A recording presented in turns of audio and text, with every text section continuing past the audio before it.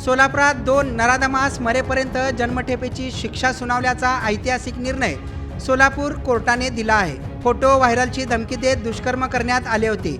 या प्रकरणात समाज माध्यमांद्वारे अल्पवयीन मुलीशी ओळख वाढवण्यात आली होती।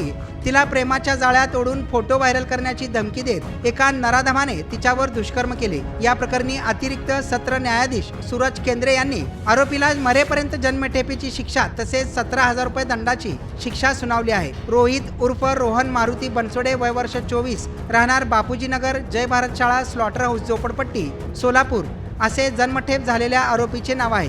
तर या दुष्कर्मात आरोपीस मदत केल्याचा ठपका ठेवून त्याचा साथीदार सुमित शशिकांत काटकर, वय वर्ष 19, राहणार राजस्वनगर, विजापूर रोड, यालाही 3 वर्षाचा कारावास व 4,000 रुपये दंड कोर्टाने ठोठावला आहे। आरोपी उच्च न्यायालयात जामीन अर्जासाठी गेले असता उच्च न्यायालयाने त्यांचा जामीन अर्ज फेटाळून फटकार लगावल्याची माहिती देखील समोर आली आहे। अपहरणाचा गुन्हा दाखल झाल्यानंतर पोलीस निरीक्षक YS गायकवाड यांनी तपास करून पीडितेला शोधून काढले होते। तसेच रोहित बनसोडे, सुमित काटकर यास अटक करण्यात आली होती। तपासात पीडितेवर अत्याचार झाल्याचे निष्पन्न झाले। या आरोपीवर पोक्सो बलात्कार कलम वाढवण्यात आले। पोलिसांनी तपास करून न्यायालयात दोषारोपपत्र दाखल केल्यानंतर सोलापूर कोर्टाने हा ऐतिहासिक निर्णय दिला आहे।